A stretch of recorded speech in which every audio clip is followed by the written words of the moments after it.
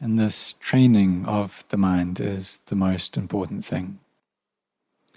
And it's even more so now. We've seen from last year to this present day that we've all met with this new state of the world, this pandemic. Very strong illness has been spreading around, and many people have gotten sick through this. Many people have passed away, and perhaps we may even have friends or family who have died due to this. And so if we haven't trained our mind, then maybe we'll feel some sorrow, some grief because of that. And that's just normal, because we have kindness, we have love for these people, we've got good wishes towards them. So when they pass away, then we feel grief. And we wish for them to be happy, and when they are happy, to gain even more happiness. We have this compassion, thoughts, wanting to help all people to be freed from suffering. And there's also the economic crisis that people are experiencing. And so we try to maintain our minds in compassion, to found them in this quality, wishing to help all beings to be freed from suffering. And we do so in line with our abilities and in line with our means. So if people don't have sufficient medicine, if they don't have a place to stay, they don't have enough clothing, then we can help them out.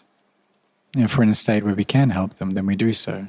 If we can sacrifice in a beneficial way, then we do so. And we share our belongings and give them to others. And we do this through compassion. So it's these thoughts of wanting to help those that we can help, in line with our abilities, in line with our means, to be freed from suffering. And then when they meet with success, meet with happiness, then we're pleased by that, and we feel joyful. And in doing this, our minds are happy, they feel at ease. But if in the end we can't control the situation, we can't do anything to affect it, and sometimes it is this way, then we have to be able to put these things down.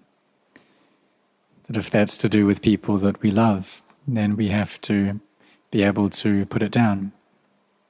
If it's to do with people that we hate, then we don't make the situation worse, we don't aggravate it. Understand that people have their own karma, that everyone has their karma which follows them, and that they're born due to their karma, and they have this karma which follows them, which give results in their lives. So if people that we don't like meet with hardship, we don't make things worse.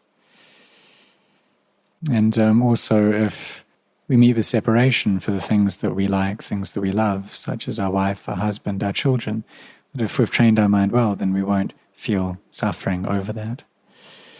And that shows that there's a very good amount of equanimity in the heart. But if we haven't trained our minds to that level, then there will be some degree of sorrow, one degree of grief. So it depends upon how well we've trained our minds. And there was one story from the time of the Buddha that I'd like to tell you. And that there was a lady called Malika, and her husband was a minister of King Pasenadi, if I remember correctly, and he became very famous. And the people liked him a lot. He gained a lot of popularity. But King Pasenadi was worried that he was trying to gain the throne, to try to push him out of his power. So he sent for Lady Malika's husband and all of their children, all of their sons, to catch a thief, and so sent them into the forest to catch this thief. But he also sent his soldiers first to lie in waiting, to hide. And so when Lady Malika's husband and children went into the forest to catch this thief, then these soldiers had laid this ambush, and they had no way that they'd be able to fight them, to defeat them. So all of them ended up by dying. But on that same day, Lady Malika had invited the left-hand and right-hand disciples of the Buddha, Venerable Sariputta, Venerable Mahamoggallana, and 500 other monks to eat at her house. And when she was offering them food, she had a tray of butter that she dropped. And when Sariputta heard this, then he said to her that, "Don't worry, it's normal for things to break like this." But Lady Malika had just received news through a letter that her husband and children had all died. And so she gave this letter to Venerable Sariputta. And she told him that, "You see, I just received news that my husband, my children have all died, but I'm not saddened over this. So why would I be upset by just the breaking of a tray, dropping a tray like this? This doesn't cause me any sorrow." We see that her mind was so firmly established in equanimity, and that the person that she loved the most, her husband and her 32 children, they had all died at the same time, but she wasn't upset. And that was because she had trained her mind to such a high degree that she had this quality of upekkha that wasn't getting involved in liking or disliking. And she had trained her mind to this level. And she was an Arya, a noble being, but she also had parami, more than your average noble being. And so much parami that she was able to put these things down, to lay it down. And so this upekkha, this equanimity that she had, was also informed with wisdom. It was equanimity through wisdom. And she had trained her mind to such a great degree already. But what's equanimity that's devoid of wisdom like? Well, this is equanimity through moha, through delusion, through not knowing the truth, not having the wisdom to solve any problems. And so people try to fix it by running away from them. So there was one disciple of Luang Por Chah who had studied many Mahayana scriptures and had learnt about letting go, and he was practicing in that way, practicing to train his mind to not go off into attraction or aversion.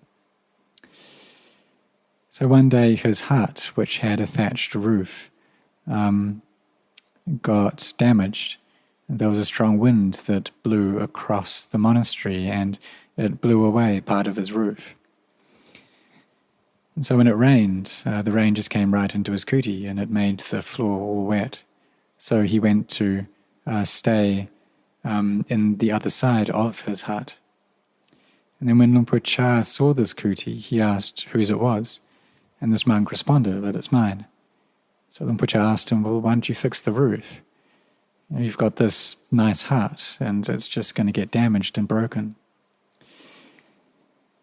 And he responded that I'm training myself in letting go. I'm training myself following the teachings of the sixth patriarch. And Luang Por Chah said that this letting go that you're training yourself in is very close to the letting go of a buffalo. It doesn't have any wisdom to it. That you need to train yourself to endure with difficulties, to contemplate, to really understand what's going on. And that is correct. But the way you're doing things now, that's not right. You're just not doing anything. It's So this monk thought, well, I am practicing so hard, that I've been letting go to this degree, and I still get told off for it. So what should I do now? So this letting go, or upekkha, it needs to have wisdom to it as well. And if it doesn't have any panya, then it's just moha, it's delusion.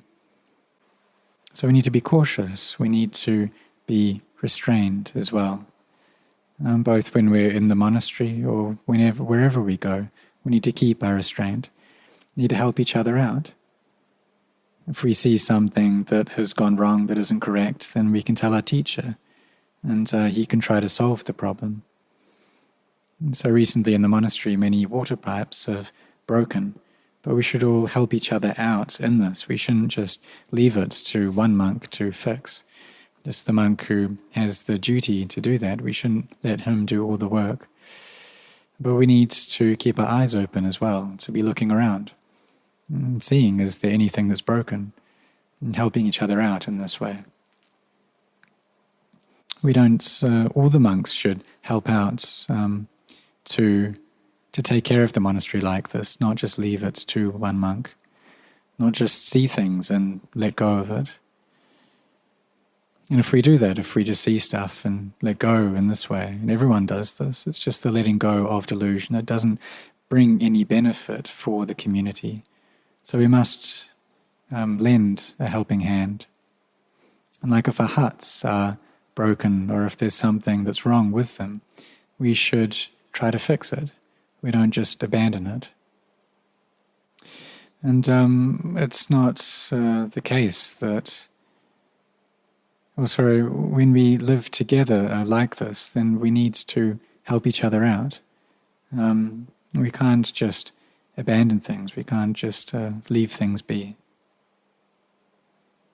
And so Luang Por Chah said to this monk, well, if you're really letting go, then why did you move? Why don't you just sit there and let the rain fall on you? So therefore, this training of the mind is something that's important. And sometimes we don't have a deep understanding into the Dhamma that we're studying. So just like this letting go that the sixth patriarch taught, that he had very profound wisdom. And even before he ordained, he had a great amount of panya. And when he listened to the Dhamma, it didn't take him long to reach the highest level of Dhamma. So therefore, whatever we do, we need to do it through wisdom. Whether it's letting go, developing equanimity, we need to have wisdom. And samadhi can help with this. If we reach the fourth jhana, the stage of upekkha, before that there's piti, there's joy, sukha, happiness, and ekaggata, this one-pointedness. But these come together into upekkha, into the mind that isn't given to attraction or aversion towards the things that it experiences. This is a very strong and stable level of samadhi. And when we come out of this state, then it won't take long after contemplating the Dhamma to understand it, to know it, to see it. It's not difficult because our tank of samadhi is full already. And so we contemplate, and this makes our samadhi even more firm. And then we come out of that state, contemplate again, and in not long we'll attain. But if we haven't reached that stage of upekkha jhana, then we need to train ourselves, train our minds in not going off into liking or disliking, train ourselves in equanimity in this way. But in the beginning, when our minds meet with a sense impression, then they'll often go to these two extremes. And sometimes we can get in a good state of samadhi and the mind doesn't go off in this way. But when the mind doesn't have samadhi, then it's natural, it'll just run off into aversion or attraction. So we need to be cautious. We need to maintain our mindfulness. If the mind is getting involved in liking or disliking, then we contemplate it. We constantly look through it. Always know what we're doing when we're speaking, when we're coming and we're going. to have restraint, to have caution, to take care of our minds, and to not just abandon the mind, not let it run after liking or disliking, not allow these things to cover over our hearts or gain control over the mind. If we do this, then we're just not practicing. And then if the mind is in this state, then our letting go will just turn into a disaster. Our sila, our practice of morality, can turn into a disaster as well. Our samadhi can become disastrous. But if we have restraint, having restraint, maintaining our sila well is something that's very important. And nowadays it's of even greater importance. And that when our sila becomes well established, then it aids our practice a lot. So we need to have caution, to train the mind well, and to be restrained in our actions of body and speech. And so maintaining sila helps for both samadhi and wisdom to develop. But if we don't have this foundation of morality, then samadhi is something very difficult. And if we can get a degree of collectedness, then it's tough to protect that, to maintain that, and wisdom just can't arise. And in that state, then there's no equanimity. If there's liking, the mind just falls into that state. If there's disliking, the mind just deludedly believes in it. So we need to be cautious. We need to train our minds well to not be heedless. Every single day we need to try to be heedful in this practice, in the cultivation of our mind, caring for our hearts, looking after them. It's not the case that if a monk has many reins, they can just do whatever they like. It's not like that. They need to be cautious as well, needs to maintain their morality well, so that they can have a sense of respect for themselves. They're able to bow to themselves, to respect themselves, and they become, other people become fond of them. It's not that when they live in a community that other people just dislike them or hate them. So we should contemplate that, have we maintained our morality well? Ask ourselves this, contemplate this. Is my sila lacking in any way? Can my friends, can those who I respect, those who have wisdom, are they able to find fault with my virtue? And we need to train ourselves to be telling ourselves, to always be teaching ourselves, to be developing our own minds. If we don't have this foundation of sila, then the heart doesn't have energy, and it's impossible for equanimity to come up. We just can't get to that state. And so we do need to train our actions of body and speech. That if there's greed, hatred, or delusion arising, then we endure, we forbear. This is something that Luang Por Chah taught a lot, to have this endurance, to be someone who is frugal, content with what they have, to maintain right view, to practice in line with the Dhamma and the Vinaya. It's not that we just don't have any wisdom. That's not true letting go. That's the letting go of a buffalo. So we need to be cautious and train our minds well.